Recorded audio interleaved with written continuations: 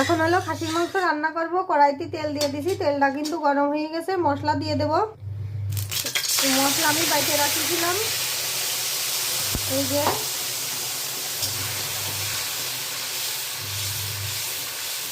ঝাল, পেঁয়াজ, রসুন, আদা সব কিছুই একবারে দিয়ে বাইটে রাখিলাম। এখন মশলাটা কষায় তারপরে মাংসটা দিয়ে দেব। আর আমি মশলা হলো খুব বেশি কষাইনি, কারণ হলো আমার রান্নার টেকনিক হলো আবার অন্য রকম। এই মশলা অল্প কোনো রকম তেলের পরে নাড়াচাড়া দিয়ে এবার হলো মাংসটা ঢেলে দেবো। মাংসটা ঢেলে দিয়ে নাড়িয়ে ছেড়ে আবার জল দিয়ে ঢাকা দিয়ে দেবো। এইভাবে আস্তে আস্তে সেদ্ধ হবে। আর মশলার জন্য কাশি চলে আসছে, ঝোলটা শুকোবে। এই যে আমি আবার অন্য সিস্টেমে রান্না করি সব সময়। আর আমি যেরকমই রান্না করি না কেন, আমার মাঝে